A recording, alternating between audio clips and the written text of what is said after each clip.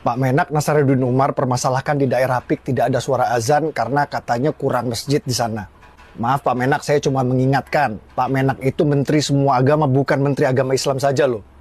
Indonesia itu negara dengan jumlah masjid terbanyak di dunia Pak. Kenapa Pak Menak tidak bantu umat Kristen yang masih sulit ibadah karena dipersulit izin di berbagai wilayah Indonesia? Gereja Kanaan di Pondok Raya Tangsel masih dipersulit izinnya Pak Menak. Gereja Katolik Santo Antonius di Cipamokolan, Bandung masih dipersulit izinnya Pak Menak. Gereja GPDI di Tarik Sidoarjo masih dipersulit izinnya Pak Menak. Gereja GKI di Bajem Ciracas masih dipersulit izinnya Pak Menak. Dan masih banyak lagi kalau saya sebutin satu persatu, bisa 1 jam belum kelar ini videonya. Jadi daripada ngurusin masjid yang sudah oversupply, kenapa Pak Menak tidak bantu umat Kristen yang masih dipersulit izin gerejanya? Umat Kristen itu warga negara juga loh, Pak Menak. Mereka bukan warga negara kelas 2 yang tidak perlu diperhatikan hak ibadahnya. Hari ya tidak. Kalau dibongkar nggak apa. Gimana kan gimana?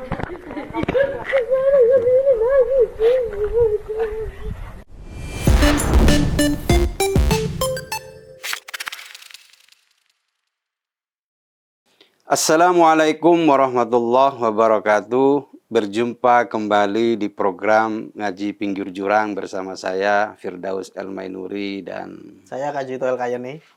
gimana kabarnya Mas? Alhamdulillah kabar baik Mas. Alhamdulillah. Kita minggu depan sudah tahun baru ya. Ya tinggal berapa hari lagi. ya. Betul. Oke Mas, hari ini kita akan ngaji atau berdiskusi tentang pernyataan Menteri Agama yang baru, ya Kiai Haji Nasaruddin Umar ya.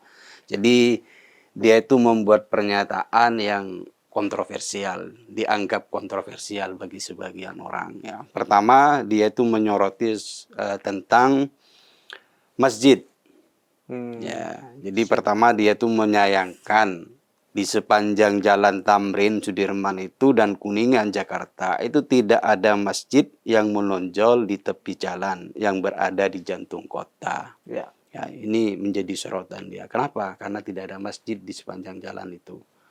Yang kedua yang menjadi sorotan juga pernyataannya soal minimnya suara azan di Pantai Indah Kapuk. Ya, karena tidak ada masjid di situ ya. Minim. Masjid hanya atau berapa gitu. Jadi minimnya suara azan. Jadi ini menjadi sorotan menak ini. Kemudian ini ramai Mas. Dan ya banyak yang juga ada yang pro, ada yang menyerangnya gitu. Ya. Ini gimana nih menurut Mas Kajito ini? Ya kalau pernyataan itu sebagai imam Masjid Istiqlal atau sebagai ulama itu cocok.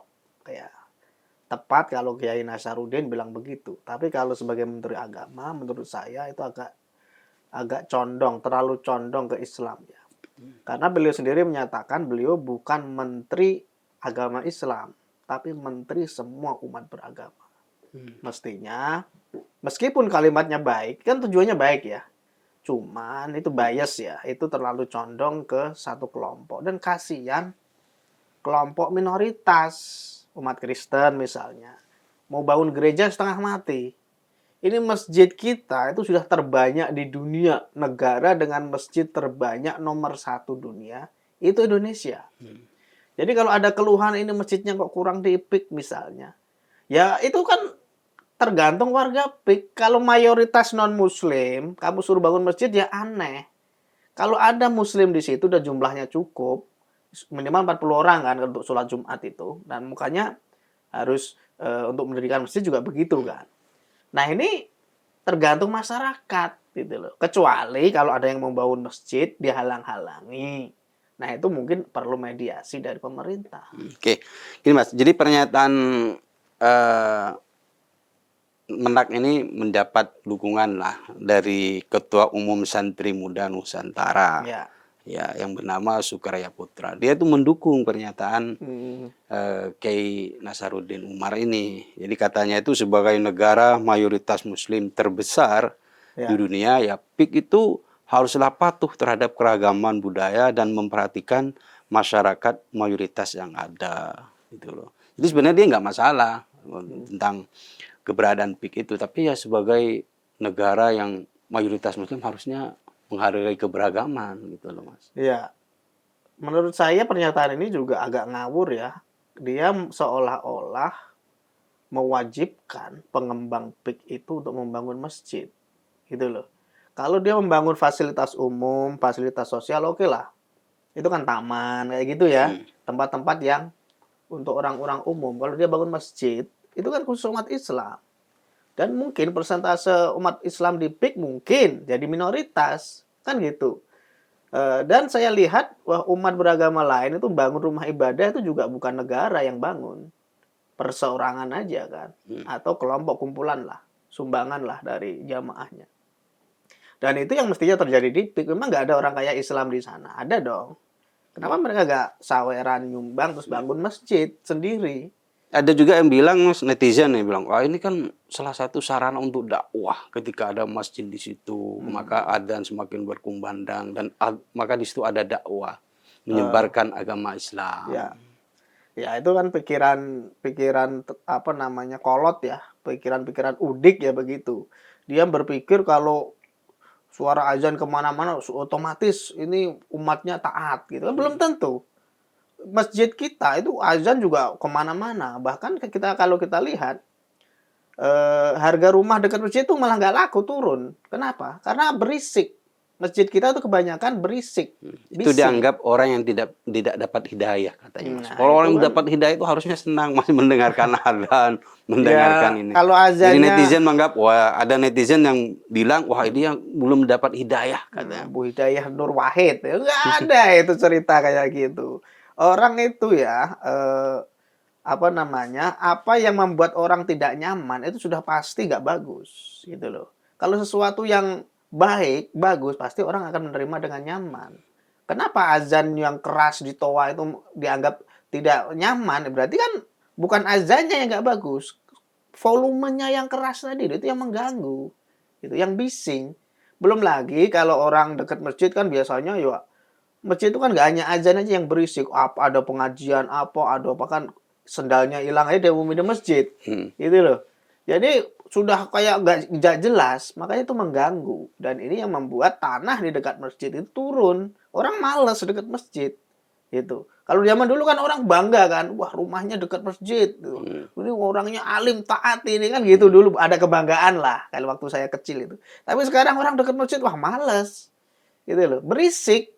Yang pertama tuh berisik dulu. Kadang kalau Jumatan tutup jalan lagi, orang mau pulang loh. Kok jalannya ditutup malah ribet atau mau pergi dan seterusnya. Jadi Tapi kan begini, Mas, ini kan ada netizen itu yang bilang, wah ini sejalan dengan ayat ya Al-Qur'an ya. Bismillahirrahmanirrahim.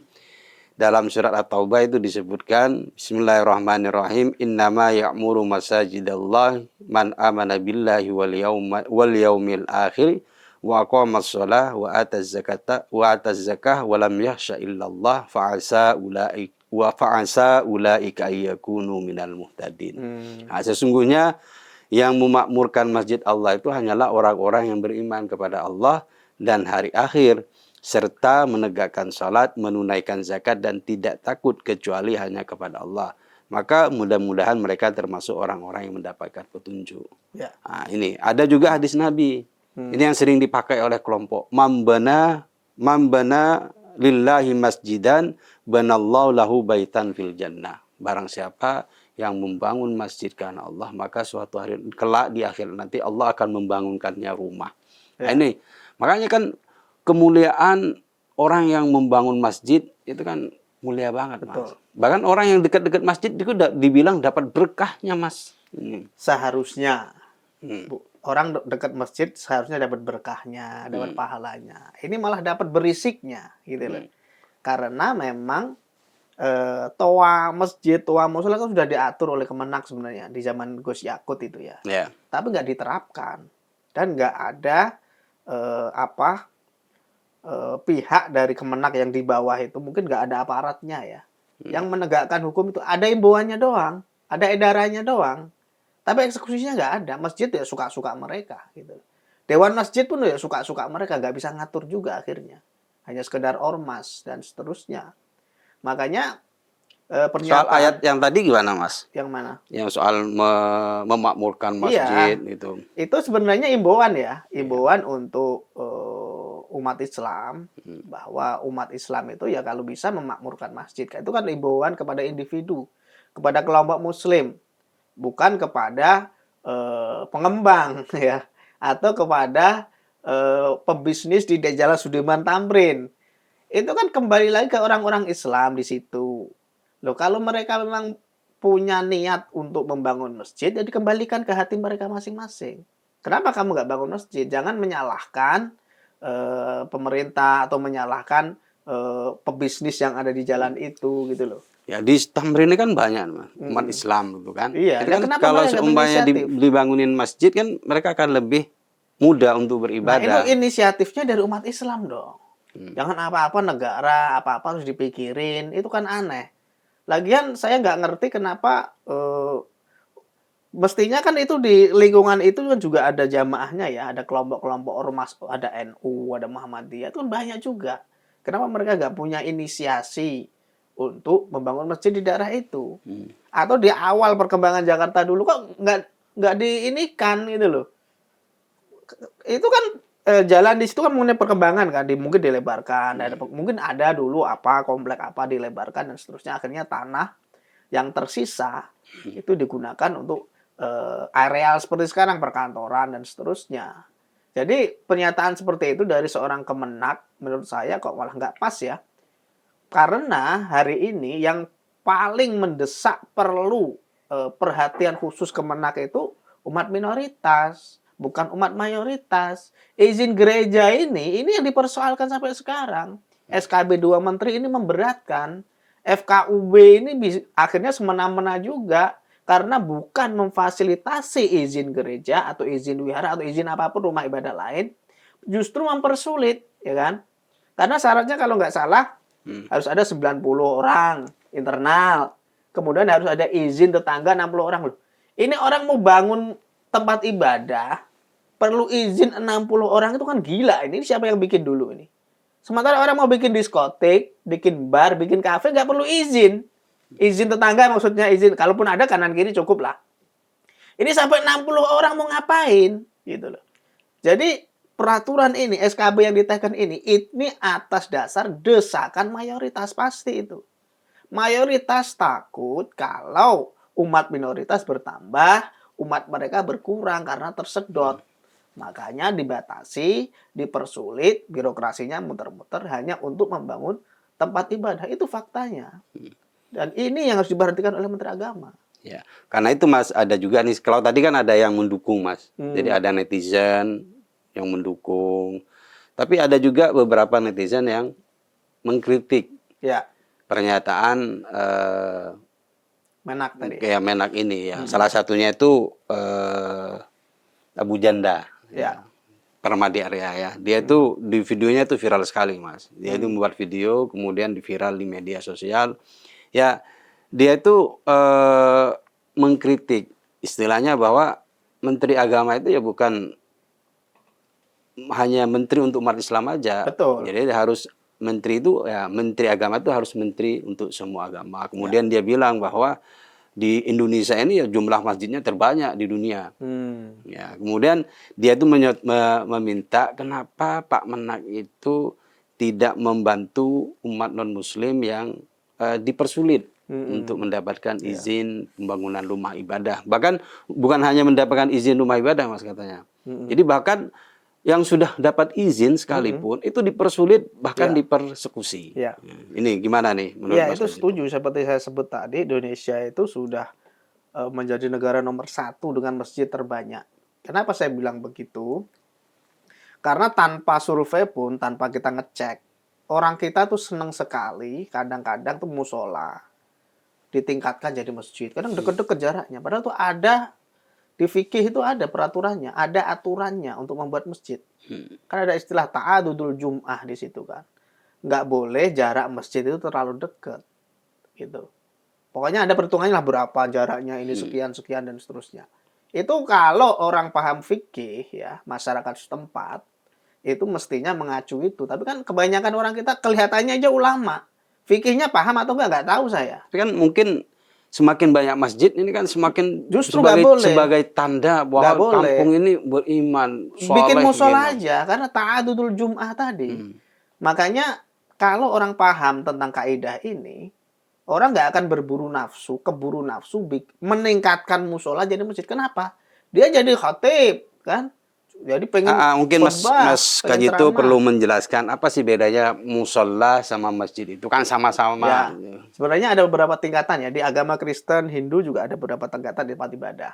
Kalau di komplek di dalam rumah kita itu kan musola juga sebenarnya, tapi internal.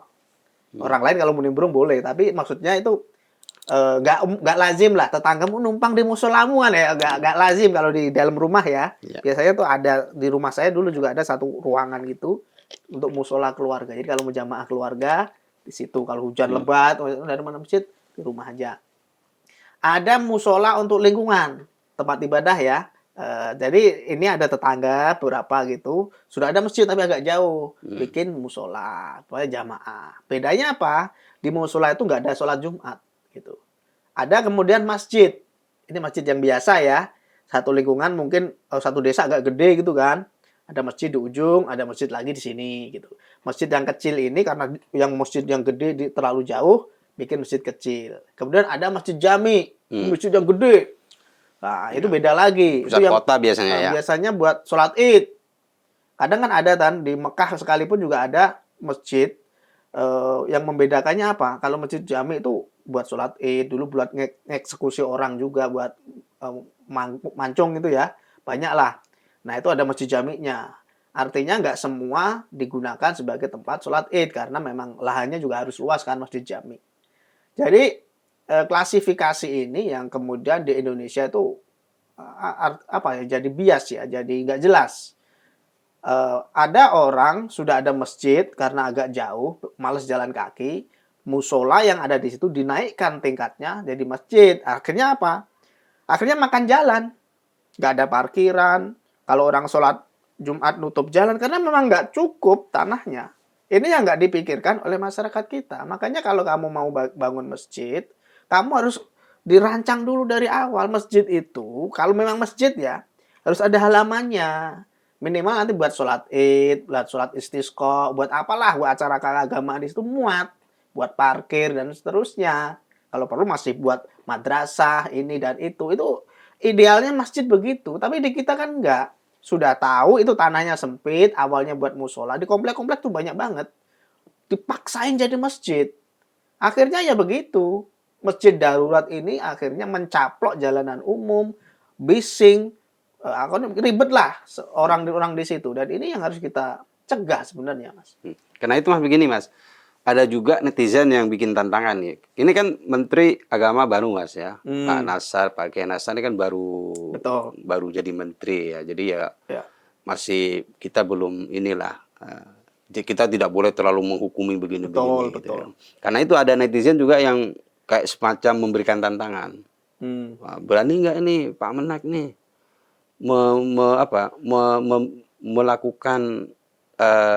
memberlakukan aturan. Jadi soal pengarah suara di masjid itu. Karena kan sebenarnya aturannya sudah ada. Kata Mas Gito tadi. Tapi kan ternyata ketika di bawah itu bahkan banyak masjid-masjid yang tidak mematuhi aturan itu. Nah, mereka meminta Menteri Agama untuk tegas memberlakukan aturan ini. Betul. Ya sebenarnya Pak Nasaruddin Umar ini kita memang berharap banyak ya pada beliau. Apalagi kemarin beliau mengucapkan Natal kan. Padahal MUI mengharamkan, tapi Pak Menteri Agama berani mengatakan mengucapkan Natal kepada umat Kristiani. Itu poin yang perlu kita apresiasi. Tapi ketika melihat fakta di lapangan, agaknya harapan kita terlalu muluk-muluk ya, terlalu tinggi. Kenapa begitu? Karena pengalaman Gus Yakut dulu, Gus Yakut itu kan luar biasa ya. Banser ya, ketua Banser dan seterusnya. Beliau juga orang yang sangat tegas. Tapi ketika masuk ke kekuasaan, menghadapi fakta di lapangan, belum juga. Karena memang realitanya, seorang menteri agama itu juga tidak bisa lepas dari tekanan. Dulu Fahru Razi kan jadi menteri agama, banyak tekanan, akhirnya diganti. Gitu loh. Jadi memang kita mengharapkan seorang menteri yang luar biasa tegas, nanti posisi politiknya nggak aman juga. Jadi banyak pertimbangan juga menteri itu, daripada bikin gaduh, belain minoritas yang nggak banyak, mending gue belain mayoritas. Kan gitu akhirnya. Nah ini yang terjadi di Indonesia, tidak ada seorang menteri agama pun yang berani menegakkan peraturan yang dibuatnya, termasuk soal pengeras suara itu. Itu nggak akan berani itu. Itu hanya menteri gila yang berani begitu. Makanya kalau ada orang berharap Pak Nasaruddin akan menerapkan itu, ya kita berdoa aja, semoga ada eksekusi. Tapi kalau saya melihat realitas, apalagi Kementerian Agama tuh nggak punya aparatur yang sampai ke bawah, kan harus ada pasukannya nih. Ya, harusnya punya pasukan ya. Harusnya punya pasukan. Sebenarnya ada cabang-cabangnya sampai Pasukan apa nih kabupaten, maksudnya, Mas? Kan kalau dinas agama ya, yang Kementerian Agama lah. Ya. KUA itu kan masuknya ke Kementerian Agama juga kan. Nah, itu sebenarnya ada nyampe ke kecamatan minimal dia. Cuman kan nggak mungkin kayak Koramil dia keliling itu nggak mungkin kan. Idealnya begitu sebenarnya. Jadi kenapa pemerintah pusat itu kurang memiliki peranan di bawah? Karena mereka nggak pada pasukan kayak gini. Menteri Agama misalnya ada kasus pelarangan pendirian gereja di Bogor. Ya. Dia nggak punya kewenangan. Kenapa? Yang punya kewenangan pemerintah daerah, Pemkot, Pemkab, gubernur dan seterusnya. Dia nggak punya. Bahkan kelurahan itu, lurah itu lebih berkuasa dari Menteri Agama. Kalau di bawah ya. Makanya kita sebenarnya nggak bisa nyalain juga. Karena memang dari atas, dari kementerian ke bawah tuh nggak ada ininya, nggak ada powernya. Dia hanya menghimbau, menganjurkan. Itu doang. Kalau pegawai negeri paling menegur. Nah, namanya PNS kita gimana sih? Gitu loh. Jadi orang-orang kita tuh akhirnya terjebak dalam lingkaran setan ini. Umat minoritas di Indonesia sampai kapanpun ya, kalau mereka mengharapkan pembelaan dari siapa misalnya, dari Menteri Agama, memang berani. Presiden aja nggak berani, nggak apalagi Menteri Agama gitu loh. Dari DPR boro-boro DPR mikir, DPRD apalagi DPRD. Makanya saya berharap ini masyarakat yang waras saja lah yang membela saudara-saudara kita yang minoritas. Ormas-ormas yang moderat, yang punya akal, itu aja yang kita mintain tolong lah mereka itu. Kalau kita berharap pada pemerintah, Kementerian Agama, Pemkab, Pemkot, udahlah, nggak akan mungkin. Nggak, ada satu dua ya, misalnya Deddy Mulyadi, itu kan tegas kan. Dulu ada yang Pemkot Bekasi itu juga tegas juga, terkenal membela minoritas gitu. Tapi kan nggak banyak. Karena begini Mas, jadi harusnya kan Menteri Agama, kayak Kementerian Agama itu juga harus menggandeng ya pemerintah daerah ya. Kayak dulu kan ketika Gus Yakut itu memberikan kayak semacam di Banten itu ya, ketika ada pelarangan ibadah Natal, pembangunan gereja, ya, Gus Yakut kan menghimbau bahkan semacam memaksa ya kepada kementerian di sana untuk membantu kelompok minoritas agar mereka dipermudah izin pendirian rumah ibadah dan melakukan ibadah itu. Tapi kan faktanya tetap aja sebenarnya. Ya kan akhirnya hanya himbauan, teguran. Jadi saya menganggap Kementerian Agama tuh nggak ada fungsinya di Indonesia. Ngapain sih ada Menteri Agama? Mending Menteri Sosial, ada bentuknya bansos ya kan. Masih ada fungsinya. Kementerian Agama itu apa? Ngurus haji. Sekarang nggak tahu udah dilimpahkan ya, bukan Kementerian Agama ya. Jadi ini kan sesuatu yang nggak ada gunanya. Buat apa sih? Ngurus izin gereja juga nggak bisa. Ngurus malah yang diurusin azan, masjid. Lah, nggak kamu urus pun itu sudah terurus. Gitu loh. Nggak kamu berisik pun, wahai Menteri Agama. Ormas-ormas berisik itu udah banyak banget. Jadi ini yang saya nggak ngerti sampai kapan ya logika jongkok semacam ini akan dipertahankan di Indonesia. Yang perlu kamu bela, yang perlu kamu santuni, yang kamu tolong, yang harus kamu perkuat itu umat minoritas. Kasihan sekali mereka. Jangankan tempat ibadah, mau ibadah aja susah. Jangankan bikin ibadah itu kan sesuatu yang enteng ya, sesuatu yang harusnya melekat pada badan kita. Itu pun susah mereka. Digrebek lah, diteror lah, dihalangi lah. Orang mau doa, mau beribadah harus izin katanya. Sejak kapan doa harus izin manusia kan? Ininya nggak dipakai gitu loh. Ada isinya nggak? Di Bekasi dulu kasusnya kan PNS kan gitu juga. Iya. Ada isinya loh. Saya kan berdoa, masa berdoa minta izin gitu loh. Izin ke tetangga. Berdoa kok izin ke tetangga itu Biar nggak gila. rame. Maksudnya sebenarnya bukan izin berdoanya, Mas. Terus? Izin biar apa istilahnya tidak mengganggu, minta Ya, tolong, minta itu kan biar. bukan masalah izin, itu masalah kalau mengganggu tegur. Pak, jangan berisik. Kan selesai. Boleh bikin kegiatan, boleh. Boleh berdoa, boleh. Jangan berisik. Jangan bikin macet, jangan berisik. Dan siapa yang sering melakukan itu? Umat Islam. Nah, ketika ada minoritas yang melakukan hal yang Begini, Mas. sama, marah. Kalau umat Islam itu ketika melakukan Apa? kayak semacam ritual keagamaan gitu kan. Itu kan mereka melakukannya di yang mayoritas umat Islam. Jadi tidak mengganggu lah. Jadi Mengganggu. Umat Islam sekitar itu ya aman-aman aja. Mengganggu. Saya terganggu, ya kan? Kalau Karena ada hanya orang minoritas aja, satu paling ya dari 100 orang mungkin hanya satu oke. atau dua Tapi itu gitu tetap kan. mengganggu. Kenapa? Hanya orang nggak berani ngomong aja. Kenapa nggak berani ngomong? Nanti mereka dipersekusi nih. Orang nggak ikut sholat di masjid, digosipin. Orang kok nggak pernah ke masjid katanya. Lah urusan kamu Tuhan emang suka ngatur-ngatur orang. Orang nggak pernah tahlilan. Orang kok nggak pernah tahlilan. Memang dia nggak pernah nanti kalau mati nggak mau doain kan kayak gitu. Artinya banyak yang sebenarnya keberatan dengan suara azan yang toa kenceng tuh saya keberatan. Saya mau lempar batu kalau perlu. Kalau memang mengganggu ya. Tapi kan nggak mungkin nanti kena pasal lagi kita merusak fasilitas umum dan seterusnya. Ini yang nggak habis pikir. Bahkan ada loh di kampung saya itu orang yang suka azan gitu lah. Itu udah dimarahin orang. Kan suaranya kan rusak ininya alatnya kan. Krosek, krosek, krosek, krosek. Nyetel tape dia. Ditinggal pulang. Jadi akhirnya kuaco kan. Dimarahin sama orang. Jangan nyetel tape, ditinggal pulang. Marah malah. Gitu. Akhirnya akan banyak orang kayak begini yang nggak paham mentang-mentang atas nama agama. Dia melanggar ketertiban umum. Sudah ditegur. Yang negur orang Islam juga. Kalau yang negur dengan Muslim dipersekusi itu. Yang negur orang Islam juga. Tapi dia nggak mau tahu. Ya. Ini gini Mas, jadi saya ingat punya cerita nih, kisah nyata ya. Jadi tahun 2000 ketika saya kuliah di Jogja itu, saya kebetulan tinggal di masjid. Ya. Nah, waktu itu ada teman saya, dia alumni pondok pesantren, dan dia itu di pesantren menjadi bagian Qismul Ibadah. Jadi dia itu memang di pesantren itu saat nyantri itu jadi bagian untuk ibadah, jadi memang aktif di masjid. Ini. Suatu hari nih Mas, pas malam jam 3, karena dia masih baru alumni pesantren, jadi girah keagamaannya itu masih tinggi. Jam 3, mungkin dia menyamakan lingkungan kita di Jogja itu waktu saya kalau nggak keliru di mana, deket Lempuyangan gitu ya. Jadi teman saya ini jam 3 langsung tarhim, pakai pengeras suara. Jadi pertama tuh aman. Malam keduanya, karena malam pertama aman, udah dia. Malam kedua nyoba lagi jam 3. Habis itu dilempar sama tetangga. Jadi masjid itu dilempar, kerapang, kaget dia. Habis itu ya dia curhat lah. Kita, udahlah jangan, jam 3 ini waktu orang tidur gitu akhirnya. Kita teman-teman yang lain ngasih tahu dia gitu. Ini jam 3 gitu. Jam 3 itu waktu orang tidur lagi enak-enak itu.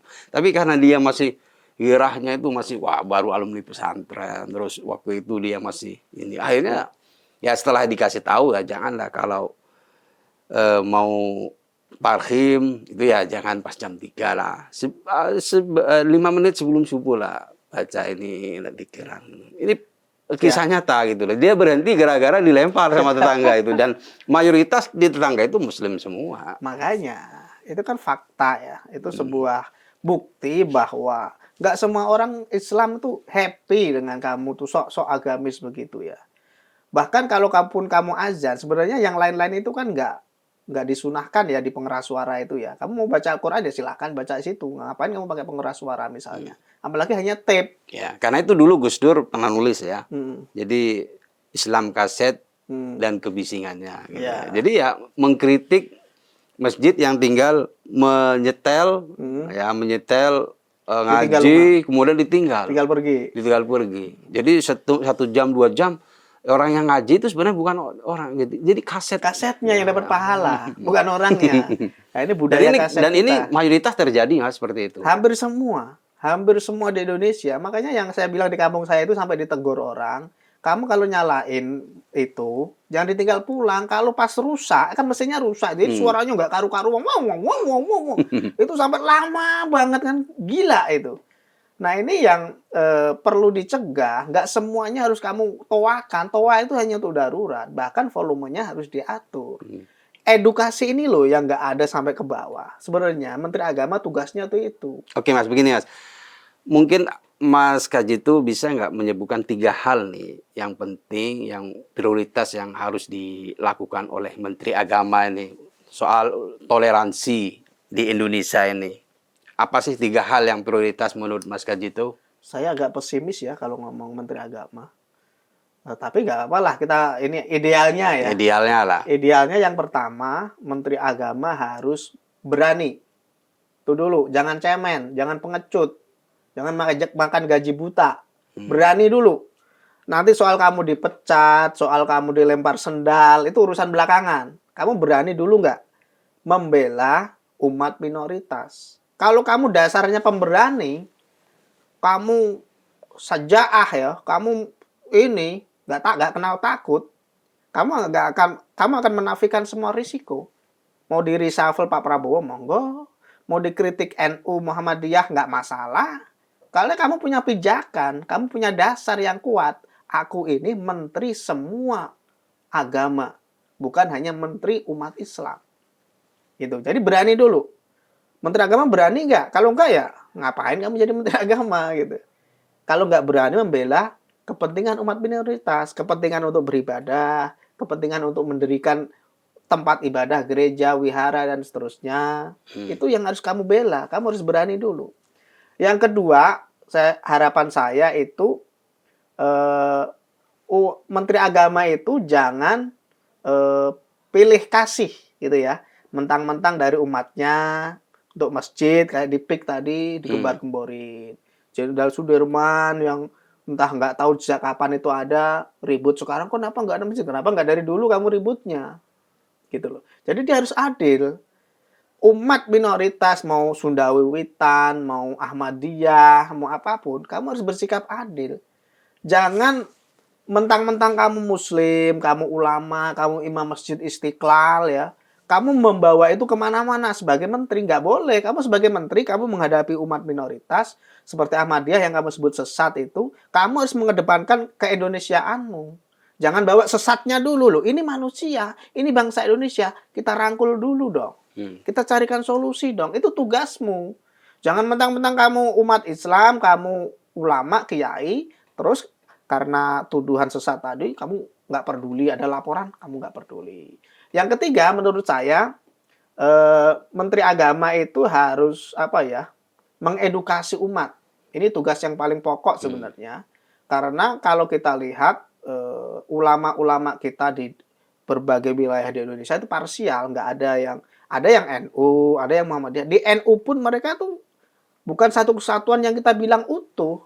Misalnya kamu ketua NU ranting, berani negur imam masjid di kampung, nggak berani dong. Emang kamu siapa kan gitu akhirnya. Karena memang nggak ada ikatan, mereka hanya sekedar organisasi aja. Akhirnya masing-masing masjid, masing-masing marbot bahkan, itu nggak ada yang berani negur orang di kampung, apalagi yang nggak digaji ya kan, ada yang digaji kan. Ada yang nggak, saya dulu lillahi ta'ala udah nggak digaji, masih dimarah-marahin kan gitu akhirnya. Saya tuh hanya ngarep pahala kok bikin kebisingan nggak jelas, pakai kaset, pakai ini dan macam-macam. Ini yang harus diedukasi oleh Menteri Agama. Tapi seperti yang saya sebut tadi, saya kok pesimis ya itu akan dilakukan. Karena ya kita kan harus nunggu dulu, Mas. Jangan melihat ini. Enggak, saya lihat posturnya, personalnya. Bukan, jangan lihat postur. Postur itu ya Pak Jokowi itu posturnya begitu, tapi banyak gebrakannya. Personalnya, personal Kementerian Agama tuh nggak ada yang sampai kampung. Kecamatan nggak tahu ada atau enggak. Kalaupun ada paling KUA paling. Artinya mereka nggak mungkin secara logika untuk terjun ke kampung-kampung, menyambangi satu masjid ke masjid lain, memberikan edukasi. Nggak mungkin, mustahil itu. Gitu. Jadi bagaimana caranya? Saya nggak tahu.